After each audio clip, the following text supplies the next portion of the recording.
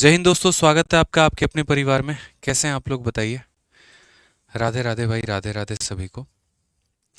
बढ़िया हैं, स्वस्थ हैं, तंदुरुस्त हैं। बताओ भाई।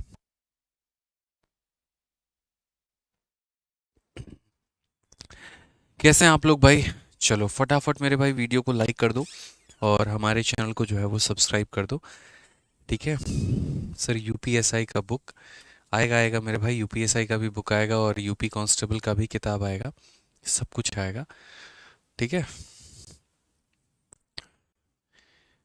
बहुत शानदार मेरे भाई, बहुत शानदार, बहुत शानदार। बढ़िया हैं आप लोग, मज़े में हैं। चलिए, बहुत अच्छे दोस्त। ठीक है, तो मेरे भाई कल के क्लास में हम लोगों ने डिजिटल सम पार्ट 1 पढ़ा था। और डिजिटल सम पार्ट 1 में तरीके से मैंने आपको पूरा का पूरा डिजिटल सम जो है वो बताया था कि डिजिटल सम हमारा होता क्या है, किस तरीके से हम उसे प्रीवियस ईयर के क्वेश्चंस में अप्लाई करते हैं, किस तरीके से हम सवालों में मेरे भाई उसका यूज़ करके सवालों को हम काफ़ी ज़्यादा शॉर्ट में करते हैं। आज हम डिजिटल सम के मेरे भाई पार्ट 2 के बारे में सीखेंगे। और इस पार्ट 2 की यदि हम बात करें यहाँ पर, तो ये पार्ट 2 मेरे भाई अपने आप में पर्याप्त होगा डिजिटल सम के बाकी सभी सवालों का चीड़-फाड़ करने के लिए। ठीक है। इस पार्ट 2 में आज सिर्फ और सिर्फ हम आपको प्रीवियस ईयर के कॉन्सेप्ट्स की प्रैक्टिस करवाने वाले हैं और डिजिटल सम का सही इस्तेमाल करके सवालों को हम आपसे बनवाने वाले हैं। ठीक है। तो क्या आप तैयार हैं मेरे भाई? जल्दी से बता दो एक बार। हाउ इज द जोश भाई? कैसे हैं आप लोग? कैसा है जोश आप लोगों का? बहुत अच्छे, बहुत अच्छे, बहुत शानदार। तो चलिए मेरे भाई, आज जो है हम लोग शुरू करेंगे यहाँ पे और डिजिटल सम के बारे में मेरे भाई नेक्स्ट पार्ट शुरू करेंगे।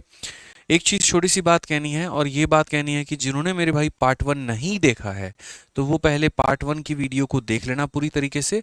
तब आपको जाकर ये पार्ट 2 वाली वीडियो आप लोगों को काफ़ी ज़्यादा फ़ायदा पहुंचाने वाली है। अन्यथा ये पार्ट 2 वाली वीडियो आपके किसी काम की नहीं साबित होगी।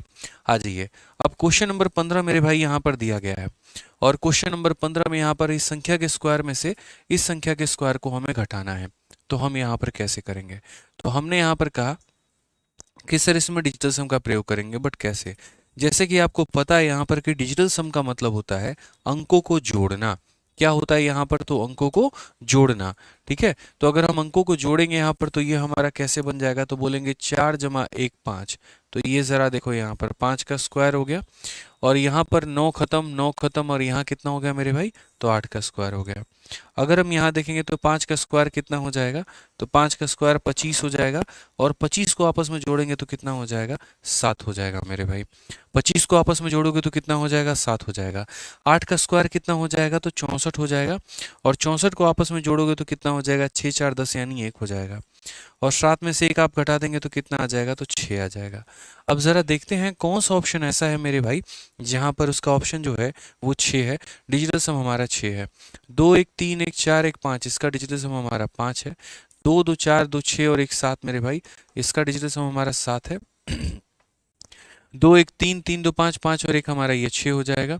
2 2 4 2 6 और 1 हमारा 7 हो जाएगा। चूंकि हमारा डिजिटल सम कितना आया है? 6।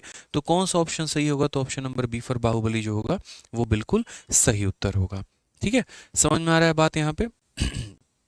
सर बुक 19 को ऑनलाइन किए हैं, कब तक आएगा बेतिया में? तो कमलेश भाई 10-15 दिन लग जाएंगे आपको बेतिया तक पहुंचने में। हालांकि कोशिश है, मेरे डिस्ट्रीब्यूटर लोगों से कॉन्टिन्यूसली बात हो रही है कि बच्चों को जितना जल्दी हो सके उतना जल्दी किताब पहुंचाया जाए और इसमें विलंब ना किया जाए। ठीक है, क्योंकि पूरे भारत में काफ़ी भारी भारी संख्या में मेरे भाई ऑर्डर आए हैं फार्मूला बुक को लेकर और इसके लिए जो है मतलब एकदम से काफ़ी ज़्यादा लोड जो है सभी दुकानदारों पे, डिस्ट्रीब्यूटर पे, ऑनलाइन में मेरे भाई हर जगह पर पड़ गया है। ठीक है, वो उस चीज़ से मेरे भाई अभी टैकल कर रहे हैं और इस समस्या का समाधान निकालते हैं।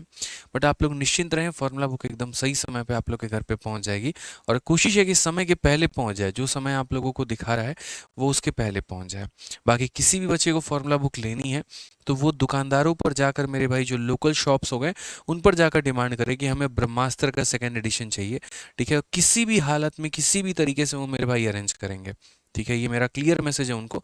आप सिर्फ उनसे बोलिए, अगर उनके पास होगा तो वो देंगे और नहीं होगा तो वो ऑर्डर करके मंगवाएंगे आप लोगों के लिए। बट आपके मेरे भाई पास के दुकान में आपको अवेलेबल मिलेगा, ये मेरा दावा है। पूरे भारत में आप कहीं पर भी रहते हैं, अपने शॉपकीपर से जाके बोलो कि हमें ब्रह्मास्त्र का सेकंड एडिशन दीजिए, आदित्य रंजन सर की किताब दीजिए, और वो 5 दिन के अंदर में उसकी गारंटी है मेरे भाई, मेरे पहुंचाने की किताब वहाँ पे। आप बस मांगो उनसे। ठीक है। ऑनलाइन पे थोड़ा कम अभी भरोसा रखो। ऑनलाइन से ऑर्डर करना ही करना है, कोई दिक्कत की बात नहीं है, बट मेरे भाई आसपास के शॉपकीपर्स में भी, दुकानों में भी जाकर आप मांगिए उनसे, ठीक है। अगर आपको ऑनलाइन थोड़ा डिले दिखाता है डिलीवरी में, तो दुकानों में मांगिए किताब, किताब मिलेगी आपको, ठीक है। आ जाइए। कोलकाता, आसाम, मैंने हर जगह पर किताब भिजवा दी है। आप पहले अपने आसपास के दुकानों में जाकर पता तो करो, पूछो तो सही उनसे, ठीक है। हमसे मेरे भाई यहाँ पर इसका वैल्यू पूछा गया, मेरे भाई बताओ इसका वैल्यू कितना होगा। मैंने कहा इतना बड़ा कैलकुलेशन यार, मेरा जीवन खराब हो जाएगा अगर हम बेसिक से करेंगे तो। और ये एसएससी सीपीओ में 2022 में ये क्वेश्चन पूछा गया है। अब प्रैक्टिकली अगर आप देखेंगे तो 1018 का स्क्वायर क्या लगता है आपको, आसान है निकालना, ठीक है। फिर कोई बच्चा बोलेगा सर ये तो हमको आइडेंटिटी पे लग रहा है, ठीक है मेरे भाई, आइडेंटिटी पर लग रहा है कि क्या लग रहा है, अब वो भगवान जाने और बाकी लोग जाने। हमें तो इससे मतलब है कि हम इस सवाल को किससे करेंगे, डिजिटल सम से करेंगे। आप प्रैक्टिकली देखो, सीपीयू 2022 में ये पूछा गया सवाल है, ठीक है। तो सीपीयू 2022 में पूछा गया तो कैसे होगा, डिजिटल सम से। 8 और एक 9 खत्म कर देंगे तो 1 का स्क्वायर कितना हो जाएगा मेरे भाई, तो 1 हो जाएगा। उसके बाद 9 खत्म, 1 और 1 हमारा कितना हो जाएगा, 2 हो जाएगा। उसके बाद मेरे भाई कितना हो जाएगा, 7, एक 8 और एक हमारा 9 हो जाएगा यहाँ पे। प्लस उसके बाद यहाँ पे कितना, 5, एक 6 और एक हमारा कितना हो जाएगा, तो 7 हो जाएगा। इंटू हमारा कितना हो जाएगा जनाब, तो बोलेंगे 2, एक 3 और एक हमारा कितना हो जाएगा, तो 4 हो जाएगा। माइनस 6, एक 7 और एक कितना हो जाएगा, 8 हो जाएगा। और इंटू कितना हो जाएगा, 1, एक 2 और एक कितना हो जाएगा, 3 हो जाएगा। यदि हम यहाँ देखेंगे तो बोलेंगे 1। किसी भी संख्या को 9 से गुना करने का मतलब डिजिटल सम कितना होता है, तो 9 होता है। प्लस हमारा 7 का 4 गुना 28, 28 का मतलब कितना हो गया, तो बोलेंगे सर 28 का मतलब यहाँ पर 8 जमा 2 10, 10 का मतलब कितना हो जाएगा, 1 हो जाएगा। 8 का 3 गुना 24 का आपस में जोड़ोगे तो कितना हो जाएगा, 6 हो जाएगा, ठीक है भाई। अगर हम बात करते हैं दोस्तों, देखो 9 को आप जोड़ते वक्त घटाते वक्त जीरो भी कंसिडर कर सकते हो, ये बात आपको भी पता है। और अगर कंसिडर नहीं करना चाहते हो तो आप ऐसे कर लो, 1 + 1 हमारा कितना हो जाएगा, 2, 9 प्लस हमारा 6 कितना हो जाएगा, 15। दो में से मेरे भाई देखो, अब यहाँ पर कितना हो गया तो बोलोगे सर 1 + 1 2 हो गया, -9 -6 हमारा -15 हो गया। हम आप लोगों को एक एक स्टेप की जानकारी देंगे, कहीं पर स्किप नहीं करेंगे। तो यहाँ पर हम बोलेंगे सर 2 हो गया, 5 + 1 6 हो गया, 2 में से 6 गया, माइनस का 4 हो गया। और मैंने बच्चों को कई बार तसल्ली से, तरीके से हमने सिखाया हुआ है कि भाई तुम्हारा आंसर जब भी माइनस में आ जाए ना, तो एक बात करना दोस्त यहाँ पे, और वो ये क्या करना कि जितना भी माइनस में आएगा उसमें 9 जोड़ देना, तो आंसर तुम्हारा कितना हो जाएगा, 5 हो जाएगा। ऑप्शन नंबर डी फॉर कितना हो जाएगा भाई, देवसेना हो जाएगा, ठीक है। समझ में आ गया बात, यहाँ कितना हो जाएगा, तो 5 हो जाएगा। बाकी इस सवाल को और थोड़ा शॉर्ट में कैसे कर सकते थे, तो इस सवाल को और थोड़ा शॉर्ट में करने के लिए हमें यहाँ पर पर्टिकुलरली इस बात का ध्यान देना होता है। यहाँ देखिए छोटी छोटी चीज़ें होती हैं ना, जो थोड़ा सा ध्यान देना होता है। जैसे आप किसी भी संख्या को 9 से गुना करते हो, तो मेरे भाई 9 का मतलब कितना होता है, 0। तो किसी भी संख्या को 0 से गुना करने का मतलब ये ऑटोमेटिक यहीं पर ख़त्म, क्योंकि 0 से गुना करने का कोई मतलब ही नहीं बनता है। अगर आप देखोगे तो 7 का 4 गुना 28, और 28 और एक कितना हो जाएगा, 29 हो जाएगा।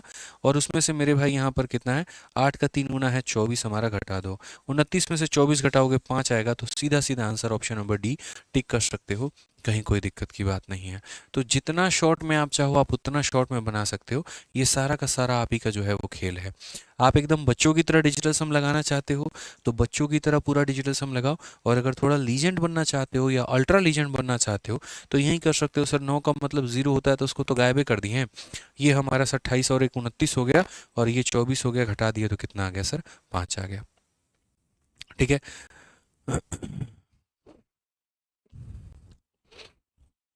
रोशन देव कहते हैं कि सर आपने झूठा वादा करते हो, आपने इंडिया के जीतने पर कहा था कि मैं ब्रुक्स फ्री दूंगा, और आपने अभी तक नहीं दिया। तो देखिए रोशन मेरे भाई, यहाँ पर सबसे पहली बात, कोई चीज़ अगर हम कमिटमेंट करते हैं तो वो हम पूरा करते हैं।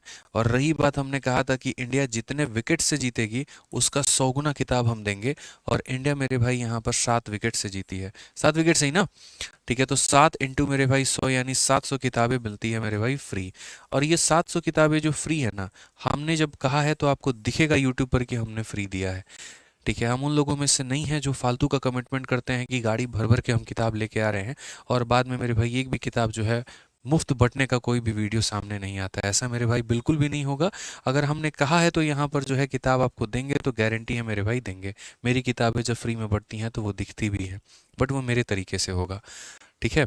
यहाँ पर सिर्फ ये 700 किताब एक ही जगह जाके पे नहीं देंगे, उन बच्चों को देंगे मेरे भाई जिनको वाकई में नीड होगा, जिनको फाइनेंशियल इश्यूज होंगे, जिनको पढ़ाई में कोई दिक्कत है वो होगा। अगर हम अलग अलग जगह पर गए, जैसे पटना गए, इलाहाबाद गए, कहीं कहीं पर गए, तो वहाँ पर जहाँ जहाँ पर या कहीं पर मेरे पास अभी मैसेज आता है, अलग अलग यूट्यूबर्स जो होते हैं, जो वीडियो बनाते हैं, अलग अलग कुछ दोस्त होते हैं कि सर हमारे एरिया में 50 किताब भिजवा दीजिए, हमारे एरिया में 100 किताब भिजवा दीजिए। आप बिलीव नहीं करेंगे, पिछले 2 सालों के अंदर में अलग अलग जगह पर मैंने अलग अलग संस्थानों में किताबें भेजी हैं।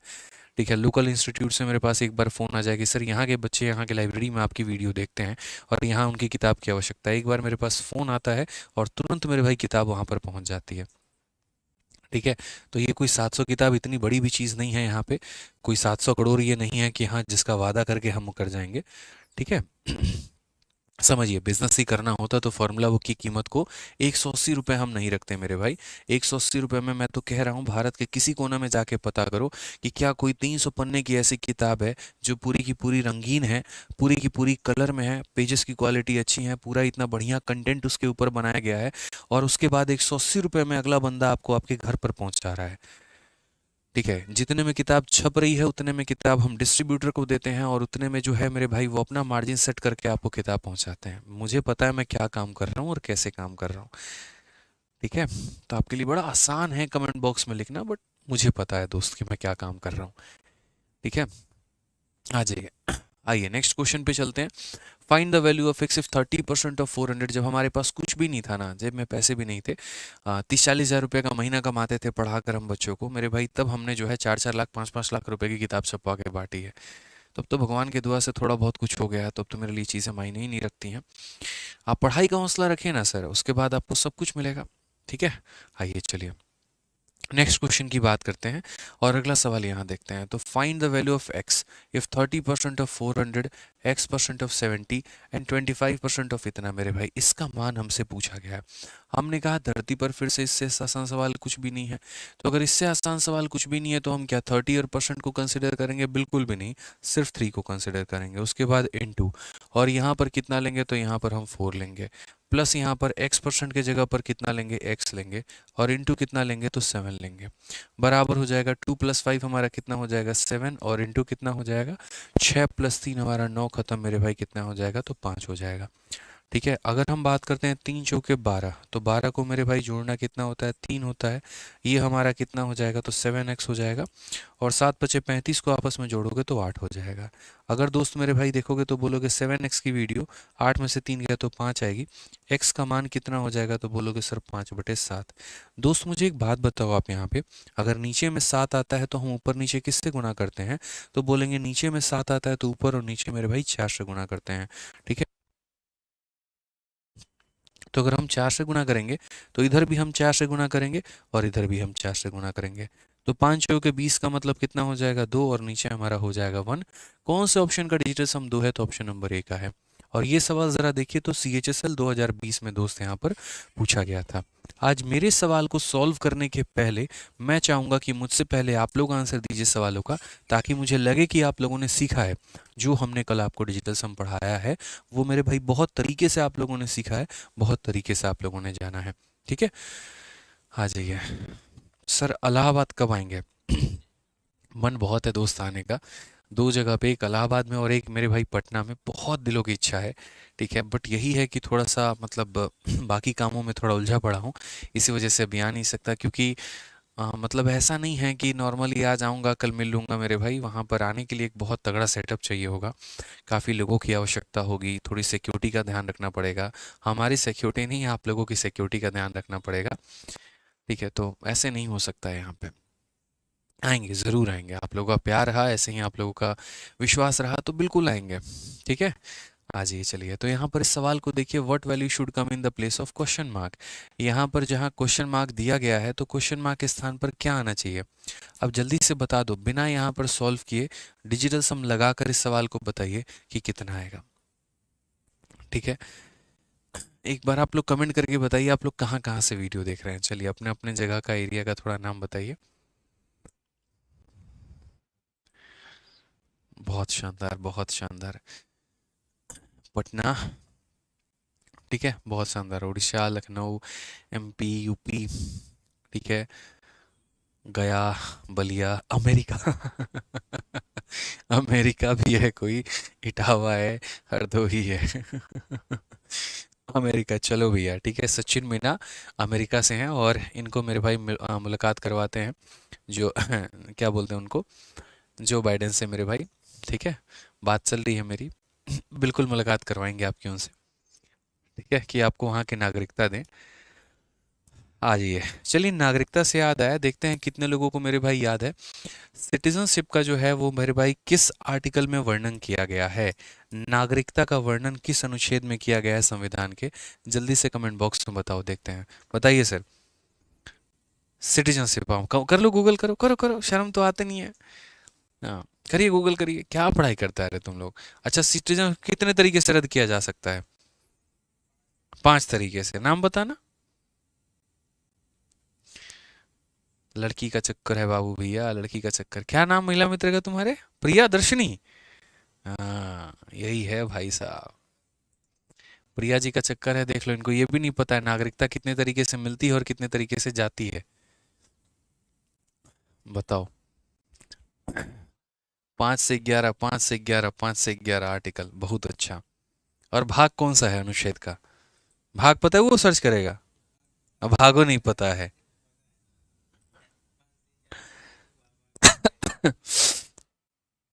चलिए आ जाइए मेरे भाई। तो नेक्स्ट क्वेश्चन पे यहाँ चलते हैं।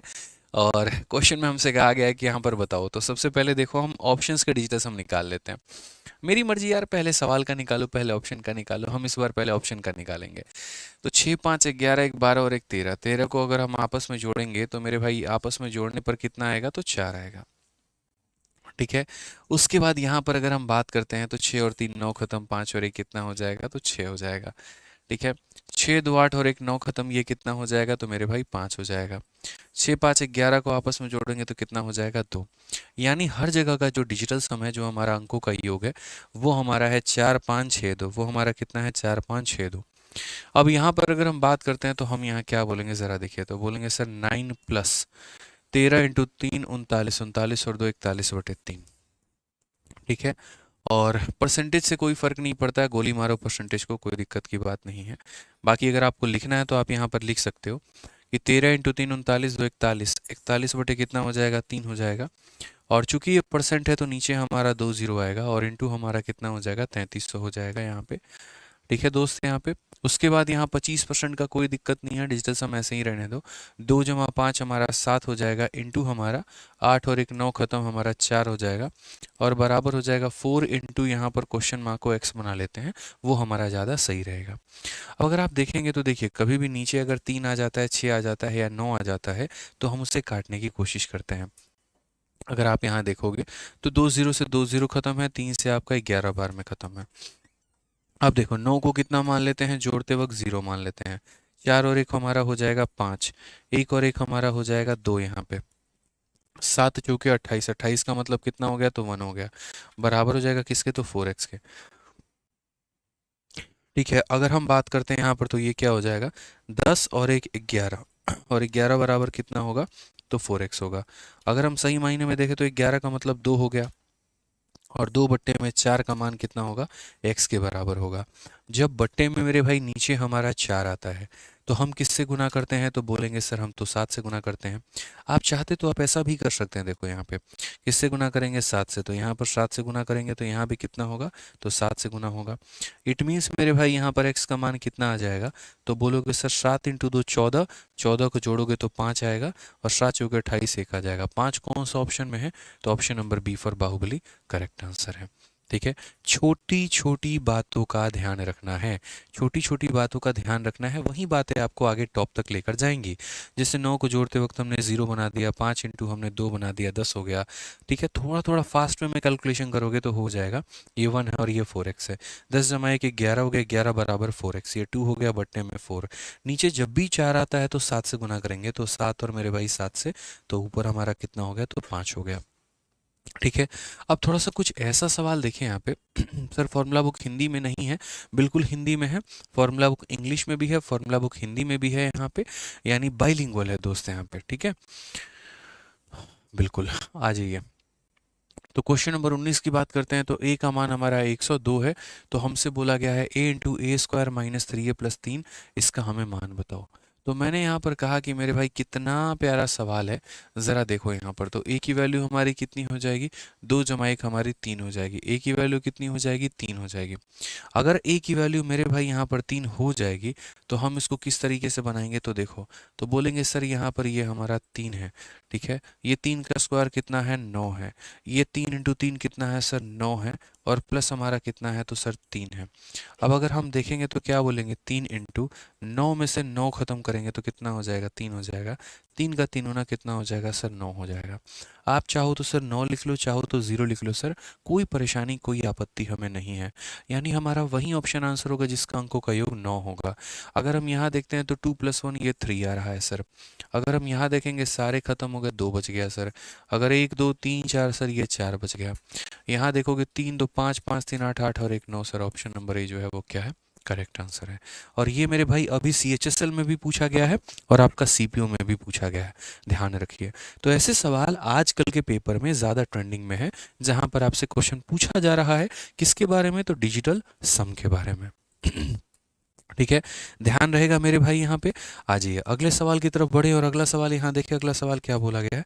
तो नेक्स्ट क्वेश्चन के बारे में देखिए ज़रा। अगला सवाल यहाँ पे इतना प्यारा क्वेश्चन है, इतना प्यारा क्वेश्चन। आप देखो, p की वैल्यू हमारी 99 है और p की वैल्यू हमारी 99 है। तो हमसे यहाँ पर ये मान पूछा गया है कि ये वैल्यू बताओ, यहाँ पर ये वैल्यू कितना होगा। ठीक है, मैंने कहा यार ये वैल्यू हम बताते हैं, कोई दिक्कत की बात नहीं है। सबसे पहले यहाँ पर देखो, तो ये तुम्हारा 99 है। 99 को मेरे भाई जोड़ोगे या फिर आप 0 मान लो। अगर मानो यार आप है ना किसी भी संख्या को, जैसे मानो 9 को जोड़ते वक्त अगर 9 मानते हो तो 9 मान लिया करो या 0 मान लिया करो। जैसे किसी बच्चे के मन में विचार आया कि सर है ना, यहाँ देखो एक विचार ऐसे आ सकता है, प्रकट हो सकता है, 9 + 9 सर 18 होता है, और अगर हम 18 को भी जोड़ेंगे तो सर 9 आएगा। यानी p की वैल्यू कितनी आएगी, 9 आएगी। और अगर p की वैल्यू 9 आएगी सर, तो यहाँ देखिएगा आप, यहाँ पर 9 को किसी भी संख्या से, 9 को किसी भी संख्या से गुना कर लीजिए सर, 9 ही आएगा। यानी मेरा वही ऑप्शन आंसर होगा जिसका डिजिटल सम 9 होगा। और ऑप्शन नंबर बी में देखो सारे अंक 9 है, यानी यही आंसर है। क्योंकि यहाँ पर इसका डिजिटल सम देखो, ये 9 9 9 तो कट जाएगा, 9 9 और 9, 8 तिरके 24 का मतलब 6 हो गया। यहाँ पर सारे 9 कट जाएंगे, 8 तिरके 24 का मतलब 6 हो गया, 9 कट जाएंगे, 8 तिरके 24 का मतलब 6 हो गया। तो कौन सा ऑप्शन आंसर आएगा, तो ऑप्शन नंबर बी आंसर आएगा। ठीक है, तो ध्यान देना है मेरे भाई यहाँ पर कि p का मतलब 9 + 9, 9 + 9 का मतलब 9 हो गया, और 9 हो गया तो इस पूरे संख्या का जो डिजिटल सम है वो हमारा ऑप्शन नंबर बी होगा। ठीक है, चलिए आज थोड़ा सा मेरे भाई, अभी नेक्स्ट क्वेश्चन पे चलने के पहले अगला सवाल बहुत बवाल सवाल है, और इस सवाल को कराने के पहले हम आपको एक छोटी सी बात आज बताना चाहते हैं। ठीक है, अभी पिछले सैटरडे ही जो था, मेरे पास थोड़ा सा अच्छा खासा टाइम था, और पिछले सैटरडे और संडे की बात करें तो मन काफ़ी सा थोड़ा सा मतलब ऐसे उदास टाइप था, थोड़ा सा एक तरीके से काम करते करते जब इंसान थक सा जाता है तो थोड़ा सा आराम करता है। तो उसी बीच मेरे भाई एक पर्सन का फ़ोन आता है, ठीक है, और मेरे भाई वो अभी जॉब कर रहे हैं MEA में, ठीक है, मिनिस्ट्री ऑफ एक्सटर्नल अफेयर में। तो मेरी ऐसी इच्छा हुई यहाँ पर जानने की कि मिनिस्ट्री ऑफ एक्सटर्नल अफेयर जो है वो क्या पोस्ट है, क्या नहीं है, और एक तरीके से बात करें तो क्या क्या पर्क्स हैं। क्योंकि कई बार जो हम लोग वीडियो में बताते हैं, ठीक है, तो उससे कई ज़्यादा जो एक्सपीरियंस होता है मेरे भाई उस पर्सन को होता है जो पर्टिकुलरली उस डिपार्टमेंट में काम करता है। ठीक है, तो जिनसे मेरी बात हो रही थी यहाँ पे, तो वो मेरे भाई मिनिस्ट्री ऑफ एक्सटर्नल अफेयर में ही जो है वो जॉब करते हैं। अक्सर मेरी कई सारे स्टूडेंट से बात होते रहती है, अपने जो सिलेक्टेड हैं, कोई इनकम टैक्स में है तो उससे बात होती रहेगी, एक्साइज में है तो उससे बात होगी। ठीक है, तो कुल मिलाकर 40 से 45 मिनट मेरी उनसे बात हुई, और मुझे यहाँ पर याद है हम एक एक खोद के एक जानकारी हम पूछना चाह रहे थे। हमने उनसे कहा भी कि हम यूट्यूब पर जब जाएंगे तो हम बच्चों को बताएंगे मेरे भाई यहाँ पर फ़ायदे जो जो उनके जॉब के हैं, काफ़ी सारे बेनिफिट हैं यहाँ पे। ठीक है, तो अगर हम बात करते हैं मिनिस्ट्री ऑफ एक्सटर्नल अफेयर की, तो जितनी बातें शायद मैंने आज तक आप लोगों को यूट्यूब पर बता रखा है, उससे कई गुना ज़्यादा बातें आज हम आपको थोड़ा सा इस पोस्ट के बारे में बताने वाले हैं। और धीरे धीरे करके हम आपको एक एक पोस्ट के बारे में बताते चलेंगे, छोटे छोटे पॉइंट करके। देखो, सबसे पहले अगर मिनिस्ट्री ऑफ एक्सटर्नल अफेयर की हम शुरुआत करते हैं, तो ये एक ऐसा पोस्ट होता है मेरे भाई जिसमें आपको विदेश जाने के मौके होते हैं। और SSC CGL की एकमात्र ऐसी पोस्ट है यहाँ पे जिससे आपको विदेश के रास्ते खुलते हैं। जिससे आप अलग अलग कंट्री में जा सकते हो।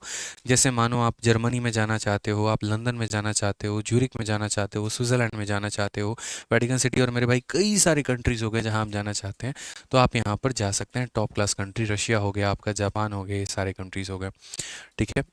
ये मेरे भाई आप कब जाते हैं, कैसे जाते हैं, क्या सैलरी होती है, वो सारी बात है। मिनिस्ट्री ऑफ एक्सटर्नल अफेयर की बात करें तो अगर आप भारत में हैं, अगर आप इंडिया में हैं, तो ये आपकी 4600 ग्रेड पे की नौकरी बन जाती है। और आपका सिलेक्शन किसके माध्यम से होता है, तो सीजीएल के माध्यम से, कंबाइंड ग्रेजुएट लेवल के माध्यम से। लेकिन वहीं जब आप फॉरेन में जाते हैं तो फॉरेन में आपकी जो सैलरी है मेरे भाई, वो आपका कुल मिलाकर 4 से 6 लाख रुपए के बीच में आता है। मैंने 4 से 5 लाख क्यों नहीं लिखा है, क्योंकि कहीं कहीं कंट्री में 4 लाख मिलता है और किसी किसी कंट्री में मेरे भाई 4 से 6 लाख रुपए मिलता है। बोलोगे सर कैसे? रीज़न है, मिनिस्ट्री ऑफ एक्सटर्नल अफेयर की जो पोस्ट में होता है मेरे भाई, इसमें कोई भी टैक्स आपका नहीं लगता है, किसी भी आर्टिकल पर किसी प्रकार का कोई भी टैक्स नहीं लगता है। समझे? जिनेवा समझौता के तैयार भी एक जिनेवा का जो है मेरे भाई सम्मेलन हुआ था, उस सम्मेलन में भी ये बात कही गई थी कि अगर कोई भी राजदूत किसी भी देश में रहता है तो उसको वहाँ टैक्स देने की आवश्यकता नहीं है। ऐसा नहीं है कि आपके ऊपर टैक्स नहीं लगता। अगर मान लीजिए कि भारत में भी अमेरिकन जो है वो यहाँ पर एम्बेसी में जो लोग रहते हैं, या एक तरीके से पाकिस्तान एम्बेसी के जो लोग रहते हैं पाकिस्तान वाले एम्बेसी में, तो वो भी यहाँ पर कोई टैक्स नहीं देते हैं, ना कोई इनकम टैक्स लगता है, ना कोई और टैक्स लगता है उनके ऊपर में। ठीक है, तो कोई उन्हें टैक्स पे करने की ज़रूरत नहीं होती है। तो एक तरीके से आप जो भी कमाते हैं वो पूरा का पूरा आपका वाइट इनकम होता है। ठीक, तो अगर मैं भारत में हूँ तो भारत में मेरी मिनिस्ट्री ऑफ एक्सटर्नल अफेयर में 72,000 की सैलरी होगी, तो वहीं पर जब मैं विदेश में काम करूंगा तो वहाँ मेरी सैलरी 4 से 6 लाख रुपए के बीच में होगी। साथ में यहाँ पर अगर हम बात करें तो वो जो सैलरी फॉरेन में मिलती है, यहाँ पर एक तरीके से जब आप फॉरेन में जाते हैं तो फॉरेन में जब आपको ये सैलरी मिलती है तो वो फॉरेन करेंसी में होती है। अगर आप मान लीजिए कि जापान में है तो आपको जो मिलेगा वो येन में पेमेंट मिलेगी, इस तरीके से करके यहाँ पे पूरा का पूरा मेरे भाई रहता है। इसी वजह से वो थोड़ा सा जो पेमेंट है वो बढ़ जाता है। दूसरा, अगर हम एमईए की बात करें तो ये एक ऐसा पोस्ट है जहाँ पर आपको कम से कम आपके 2 बच्चे हैं, 2 बच्चों को मेरे भाई आप 12वीं क्लास तक, यहाँ पर आप मेरे भाई 12th क्लास तक आप प्रॉपर मेरे भाई फ्री में पढ़ा सकते हैं। और फ्री में क्या पढ़ा सकते हैं, तो इसका जो पूरा का पूरा जो खर्चा है वो सरकार उठाती है। फ्री एजुकेशन आपको मिलता है। आप चाहो तो मेरे भाई इंडिया में पढ़ा सकते हो और आप चाहो तो यहाँ विदेश में पढ़ा सकते हो। पूरा जो खर्चा है वो सरकार उठाएगी। इसी वजह से जिससे मेरी बात हो रही थी तो उन्होंने कहा भी कि जो हमारे सेक्शन ऑफिसर हैं, क्योंकि आप लोग जो ज्वाइन करते हो एमईए में, तो मिनिस्ट्री ऑफ एक्सटर्नल अफेयर में आप एएसओ पोस्ट पे ज्वाइन करते हो, लेकिन बाद में आपका प्रमोशन होकर सेक्शन ऑफिसर बन जाते हैं। तो उन्होंने कहा कि हमारे जो सेक्शन ऑफिसर हैं उनकी बेटी खुद लंदन से पढ़ाई कर रही हैं, और इसी वजह से बहुत सारे जितने भी लगभग एमईए वाले लोग होते हैं तो वो अपने बच्चों को विदेश में ही पढ़ाते हैं। भैया जब फ्री में ही पढ़ाना है तो फिर इंडिया में क्यों पढ़ाएं, फिर फॉरेन में क्यों ना पढ़ाएं। तो उनके मन में ये इच्छा रहती है। तो कम से कम अगर आपके 3 बच्चे हैं तो सरकार 2 का खर्चा देगी, 1 का खर्चा आपको खुद उठाना होगा। 2 बच्चों को 12वीं क्लास तक फ्री में आप पढ़ा सकते हैं। आप जिस भी कंट्री में हैं उस कंट्री के टॉप स्कूल में, उसका पूरा खर्चा जो है वो सरकार उठाती है। इसके अलावा अगर मान लीजिए आपको पूरा का पूरा मेरे भाई हेल्थ का फ्री बेनिफिट मिलता है, आप यहाँ पर एक तरीके से फ्री हेल्थ ट्रीटमेंट या फ्री ट्रीटमेंट करवा सकते हैं पूरी फैमिली का अपना, आप जहाँ पर भी रहते हैं। अगर आप इंडिया में हैं तो इंडिया में करवाइए, और अगर आप फॉरेन में रहते हैं तो आप फॉरेन में करवाइए। इसका भी जो पूरा का पूरा खर्चा है वो सरकार उठाती है। इसके अलावा जो सबसे मज़े की बात आई वो मेरे भाई एक और बात जानने को मिली, वो यहाँ पर ये थी कि जैसे आपके लिए जनरली अगर मान लीजिए कि भारत में आप आईआईटी में या एनआईटी में एडमिशन चाहते हैं तो आपको एआई ट्रिपल ई का मतलब पूरा जो कंपटीशन का एग्ज़ाम है वो देना पड़ता है और उसमें अच्छा रैंक लाना पड़ता है, तो मेरे भाई सिलेक्शन होता है। लेकिन अगर आप एमईए में हैं तो आपके बच्चों का मेरे भाई एनआईटी कॉलेजेस में, बड़े ध्यान से समझिएगा, एनआईटी कॉलेजेस में एडमिशन हो सकता है। कंडीशन ये होगा कि 12th में 50% मार्क्स हो और एआई ट्रिपल ई का पेपर उन्होंने दिया हुआ हो। उन्होंने पास किया है कि फेल किया है वो बात की बात है, पेपर उन्होंने दिया हुआ हो ये बहुत इंपॉर्टेंट होता है, क्योंकि फ्री रिकमेंडेशंस उनको मिलता है। ठीक है, फ्री रिकमेंडेशंस उनको मिलता है, इस बात को ध्यान रखो। ठीक है, एक रिकमेंडेशन लेटर होता है, अगर वो लिख दिया जाएगा तो एनआईटी कॉलेजेस में मिलते हैं। बट मेरे भाई आप बोलोगे यार यार एनआईटी में एडमिशन मिल गया तो बहुत अच्छी बात है, बट एक और बात बता दे तो एनआईटी में मेरे भाई एडमिशन जो है वो मिल तो जाता है बट लोग लेते नहीं हैं। रीज़न यहाँ पे क्योंकि जो बच्चे मेरे भाई जैसे मानो बचपन से पढ़ रहा है वो लंदन में, तो फिर वो इंडिया में एनआईटी में क्यों आएगा? फिर वहीं के वो यूनिवर्सिटीज़ में हार्वर्ड होकर बाकी यूनिवर्सिटीज़ होकर वहाँ से पढ़ाई कंटिन्यू करते हैं। ठीक है, थोड़ी और अच्छी और उच्च लेवल की शिक्षा जो है वो प्राप्त करते हैं। बहुत कम लोग ऐसे होते हैं जो विदेश छोड़कर वापस से इंडिया में आते हैं। ठीक है, इसके अलावा अगर हम आपको बेनिफिट बताएं तो मान लीजिए कि आपका यहाँ पर जॉब लग जाता है और आपके स्पाउस यानी आपकी जो मैडम है, महिला मित्र हैं जिनसे आपकी शादी हो रखी है, अगर वो भारत में किसी भी सरकारी मंत्रालय में है किसी भी सरकारी मंत्रालय में है, ठीक है। तो यहाँ पर उनको 6 महीने की लीव ग्रांट कर दी जाती है, इसी वजह से क्योंकि आप मेरे भाई विदेश में हैं। जैसे मानो मैं हूँ और आज मेरी पोस्टिंग जर्मनी में आ गई और मेरी वाइफ टीचर है, तो मेरी वाइफ को 6 महीने की लीव मिल जाएगी सेटलमेंट के लिए कि आप जाइए अपने हस्बैंड के साथ और उनका एक तरीके से सेटलमेंट करवाइए वहाँ पे। तो एक ट्रांसफ़र में मतलब एक पोस्टिंग में मेरे भाई 6 महीने की छुट्टी होती है। मानो 3 साल तक मैं चाइना में रहा, अगले 3 साल तक मेरे भाई मैं जापान गया, तो चाइना के लिए मुझे 6 महीने की छुट्टी मिलेगी, जापान के लिए फिर मुझे 6 महीने की छुट्टी मिलेगी। ये एक अलग ही बेनिफिट होता है, ठीक है। इसके अलावा एक और चीज़ हम आपको बताएं, तो जो एमईए पोस्ट में जितने भी लोग होते हैं उनको मेरे भाई देखो, इंडिया में 3 तरह के पासपोर्ट होते हैं, मैंने पहले भी बताया है। एक हमारा वाइट कलर का होता है, एक मरून कलर का होता है और एक ब्लू कलर का होता है। जो ब्लू कलर का पासपोर्ट होता है दोस्त यहाँ पे, ठीक है, मैं आपको और भी बेनिफिट्स इसके बताता हूँ, क्योंकि ये चीज़ें होती हैं ना ज़िंदगी में मोटिवेट बहुत करती हैं यार आगे बढ़ने के लिए, ठीक है। तो मैं आपको थोड़ा सा पॉइंट आपको और बताऊं तो जो ब्लू कलर का जैसे हमारा पासपोर्ट होता है, तो ब्लू कलर का पासपोर्ट क्या रहता है कि नॉर्मली किसी भी सिटीज़न के लिए होता है। कोई भी इंडियन सिटीज़न जो है, मैं हूँ, आप हैं, शाहरुख खान है या कोई भी है मेरे भाई, तो सबके लिए यहाँ पे रहेगा, ठीक है। सलमान खान, कोई भी हो मेरे भाई, तो सबके लिए यहाँ पे रहेगा ब्लू कलर का पासपोर्ट। लेकिन जो लोग मेरे भाई एमईए में काम करते हैं तो उनको ब्लू कलर का पासपोर्ट नहीं मिलता है मेरे भाई, उनको वाइट कलर का पासपोर्ट मिलता है। और वाइट कलर का पासपोर्ट जो होता है एक तरीके से सारे के सारे ऑफिशियल्स के लिए होता है, जो भी लोग मेरे भाई काम करते हैं गवर्नमेंट सेक्टर में। और मेरे भाई जो दूसरा होता है मरून कलर का, अगर आप करेंगे मैं आपको दिखा दूंगा, तो मरून कलर का जो पासपोर्ट होता है ना, वो मरून कलर का पासपोर्ट जितने भी डिप्लोमेट होते हैं, ठीक है, जो राज एक तरीके से डिप्लोमेट का मतलब जैसे अजीत डोभाल हो गए, आपके ब्यूरोक्रेट हो गए, जो एक कंट्री से दूसरे कंट्री किसी मीटिंग के लिए जा रहे हैं, सरकारी पर्पस के लिए जा रहे हैं, तो मेरे भाई उनको यहाँ पर ये पासपोर्ट मिलता है, ठीक है। तो अगर हम बात करें तो व्हाइट कलर का पासपोर्ट जो है वो ऑफिशियल है, ठीक है। अब इस व्हाइट कलर के पासपोर्ट का हम आपको फ़ायदा बताते हैं। अगर ये व्हाइट कलर का पासपोर्ट आपके पास है तो आप कहीं पर भी मेरे भाई जाएंगे, किसी भी एयरपोर्ट पर जाएंगे तो आपकी चेकिंग नहीं होती है। ये मैं आपको बहुत स्पष्ट रूप से बता दे रहा हूँ। बड़े से बड़ा व्यक्ति भी क्यों ना हो मेरे भाई, उसको चेक किया जाता है, पूरी चेकिंग उसकी बॉडी की होती है, उसकी पूरी लगेज की चेकिंग होती है। आपका बॉडी कोई नहीं चेक कर सकता, इस बात को ध्यान रखना, ठीक है। आप क्या कैरी कर रहे हो, क्या कैरी नहीं कर रहे, कोई चेक नहीं करता है, क्योंकि आप एक कंट्री को रिप्रेजेंट करते हैं। इसी वजह से कभी भी आप एयरपोर्ट जाएंगे, आपके लगेज की चेकिंग होगी लेकिन आपकी चेकिंग नहीं होगी।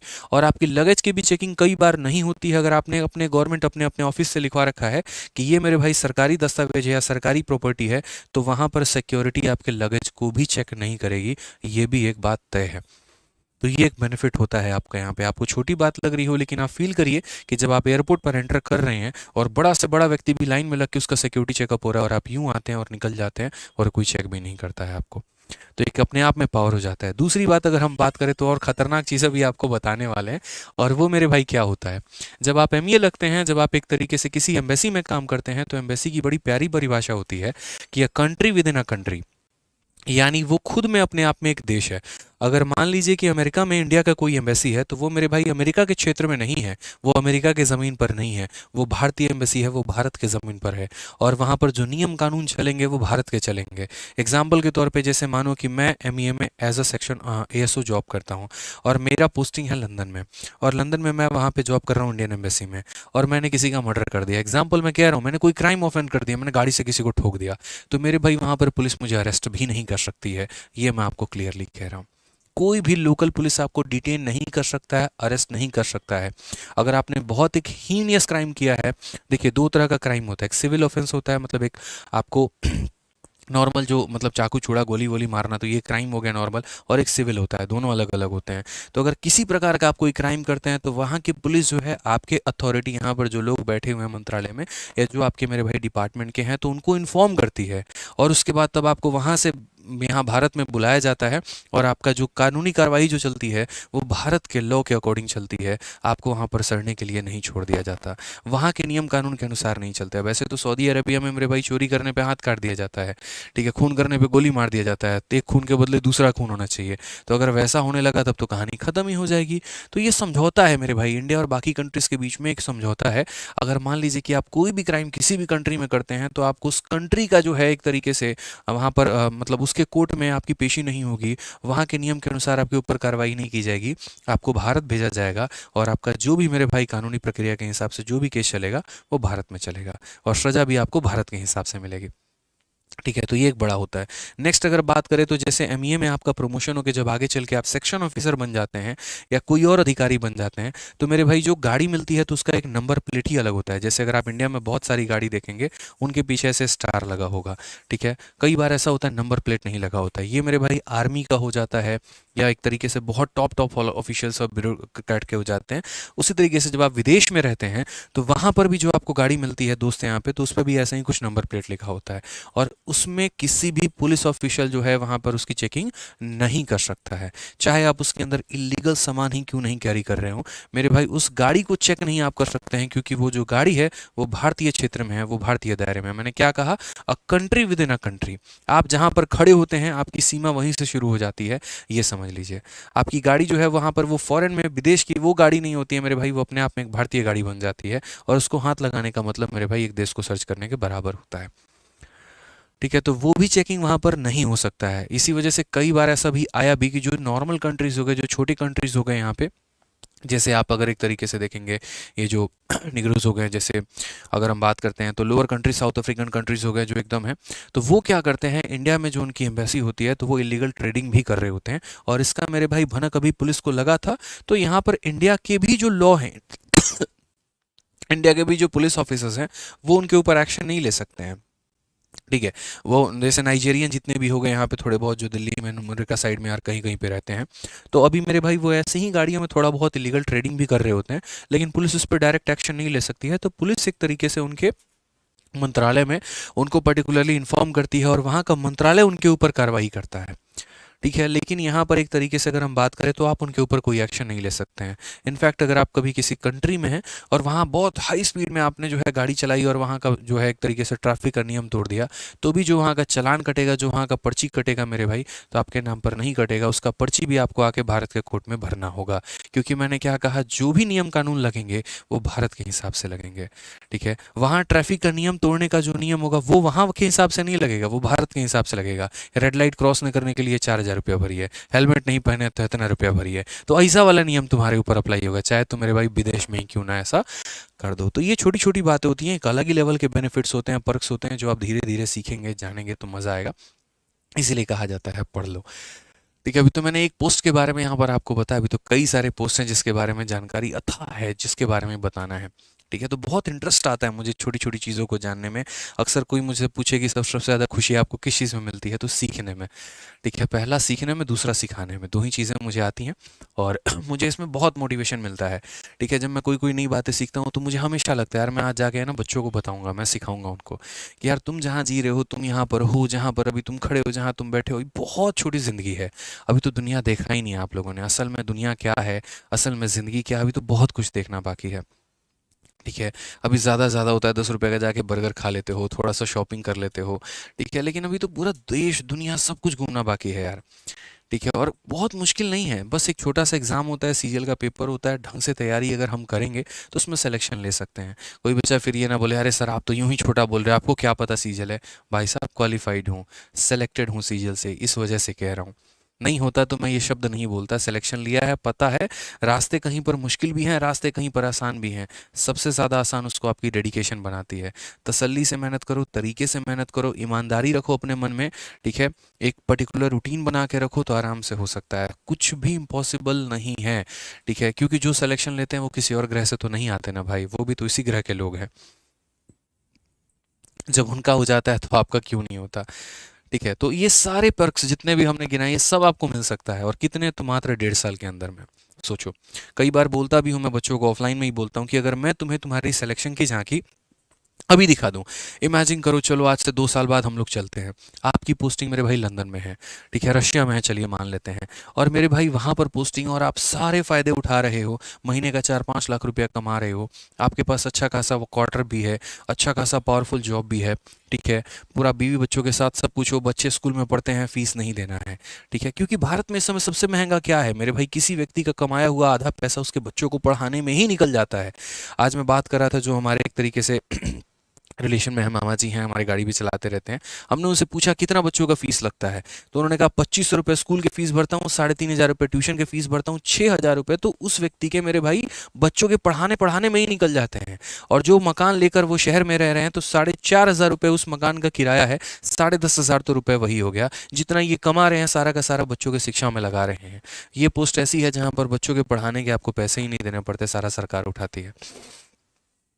और करना क्या है तो मेरे भाई कुछ नहीं, चंद किताबें हैं, 2 साल हैं, डेडिकेशन के साथ पढ़ना है, सिलेक्शन हो जाएगा, अपना भविष्य भी सुधर जाएगा, आने वाली पीढ़ी का भी सुधर जाएगा और पीछे माँ बाप जो है उनका भी सुधर जाएगा। तो और क्या चाहिए भाई, कर लो यार थोड़ी सी मेहनत। कहाँ छोटी छोटी चीज़ों में उलझे पड़े हो, इंस्टाग्राम पे कौन वायरल हो रहा है, इंडिया पाकिस्तान का मैच है तो ये है तो वो है। कुछ पल कुछ चीज़ें कुछ हद तक अच्छी लगती हैं, लेकिन उसके बाद एट द एंड अपने करियर के बारे में सोचो। मैं अगर आज अपने आप में मेरे भाई बात करूँ तो मुझे दुनिया के बारे में बाद में फ़र्क पड़ता है।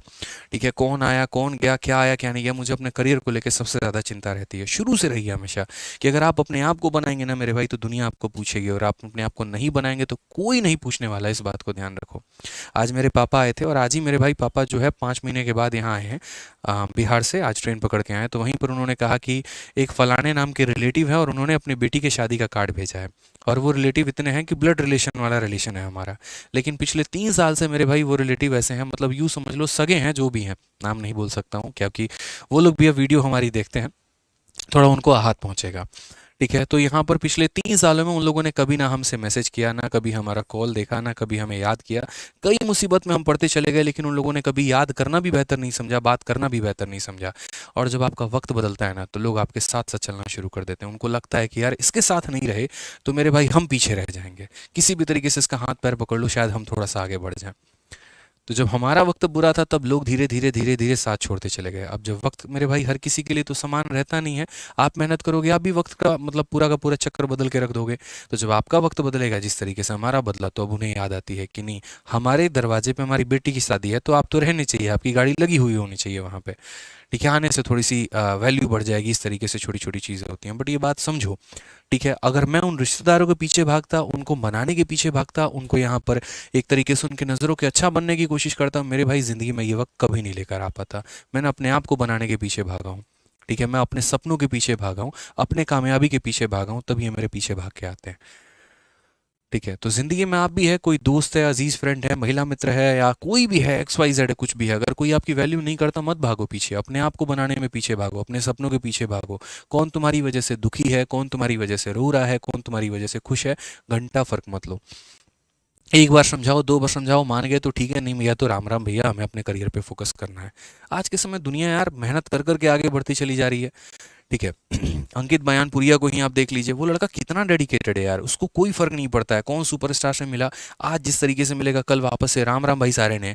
ठीक है, वही उसका डायलॉग रहेगा, उसी तरीके से वो अपने दिन की शुरुआत करेगा, अपने डाइट के साथ कोई चीटिंग नहीं, अपने काम के साथ कोई चीटिंग नहीं। और एक समय के अंदर मेरे भाई इतने फास्ट में इतना ग्रोथ मारा कि भैया मोदी जी बुलाते हैं, आइए सर आपके साथ वीडियो बनाते हैं।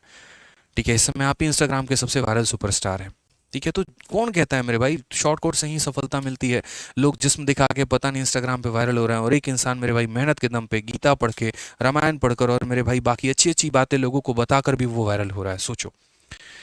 ठीक है, तो मेहनत जिस क्षेत्र में करोगे, ईमानदारी से करोगे, कामयाबी झक मार के पीछे आएगी, और अगर नहीं करोगे तो भैया खत्म कहानी, बस कुछ नहीं हो सकता। बहाने हैं, दुनिया दे रही है, वैकेंसी कम आई थी तो नहीं हुआ सिलेक्शन, है जी, मेहनत नहीं किया नहीं होगा, 2 नंबर से रह गए तो नहीं हो पाया, अरे कोई नहीं, कट ऑफ के करीब तो पहुंचते पहुंचते रह गए थे, 2 नंबर से मेरा कट ऑफ रह गया, फालतू की चोचलेबाजी होती है दोस्त। ठीक है, मेहनत अगर है तुम्हारे अंदर, गुद्दा है तुम्हारे अंदर, दम है, तो भैया निकालो नौकरी, आगे बढ़ो, फालतू की बातें मत करो। कमर दर्द हर किसी का होता है पढ़ने में, हर किसी को मेरे भाई बोरिंग लगता है मैथ्स, हर किसी को जीएस बोरिंग लगता है, हर किसी को वोकैबलरी भूलते जाता है। लोग मेहनत कर करके कर करके कर करके उसको रिटेन करते हैं। ठीक है, तो काफ़ी समय से मेरे अंदर में काफ़ी कुछ था जो हमने सोचा कि कभी बात की जाएगी आप लोगों से, आज सही वक्त लगा, इसी वजह से हमने बात की है। ठीक है, बाकी किसी दिन रहा तो एक डिटेल में मैं आपको एक्साइज इंस्पेक्टर के बारे में ही बताएंगे, क्योंकि हम खुद कस्टम्स में एक्साइज इंस्पेक्टर हैं, तो उसके बारे में भी हम बताएंगे, उसके लिए रोक के रखें। आइए शुरू करते हैं, यहाँ पे अगला सवाल देखते हैं। ये सवाल मेरे भाई कुछ इस प्रकार के सवाल होते हैं, ज़रा पढ़िए। और औसत के सवालों में किस तरीके से डिजिटल सम लगा सकते हैं, आप पढ़िए। एक प्यारा सा क्वेश्चन है, प्रीवियस ईयर का पूछा गया। पसंद आ गया मेरे भाई तो वीडियो को लाइक करना और चैनल को सब्सक्राइब ज़रूर करना, ठीक है। ऐसे ही अच्छे अच्छे इन्फॉर्मेशन के लिए, ऐसे ही अच्छी अच्छी बातों के लिए मेरे भाई चैनल को सब्सक्राइब करते रहिएगा, ठीक है, ताकि आपको और भी नॉलेज की बातें हम आपको बताते रहें और आप सीखते रहें और जीवन में आगे बढ़ते रहें। कहीं पर कोई भी मेरी बातों से वैल्यू मिले, थोड़ा मोटिवेशन मिले, कहीं आगे मिले तो अपना सपोर्ट ज़रूर दिखाना, ठीक है। आ जाओ आगे बढ़ते हैं दोस्त यहाँ पे। तो क्या बोला गया, if the average marks of 1/5 of a class is 77% and that of 1/4 of the class is 85% and average marks of the rest of the class is 52%, find the average marks of the whole class. मैंने कई बार आपको कहा यहाँ पर कि जैसे 1/5 हो गया, 1/4 हो गया, तो हमेशा एक पर्टिकुलर एक ऐसी संख्या लो जो तुम्हारा 4 से भी कट जाए और 5 से भी कट जाए, यानी कितना ले लो तो 20 ले लो भाई। कितना ले लो मेरे भाई यहाँ पर तो 20 ले लो, कितना ले लो यहाँ पर तो 20 ले लो, ठीक है। अब हमने यहाँ पर क्या कहा, 20 लेने को मैंने कहा है, तो अगर मैंने यहाँ पर 20 लेने को कहा है तो देखो, ठीक है। तो अगर हम बात करते हैं तो यहाँ पर क्या हो जाएगा, तो यहाँ पर थोड़े से बातों को समझिएगा, इसके दो टुकड़े करने हैं और क्या क्या करना है। तो average marks of 1/5 of the class,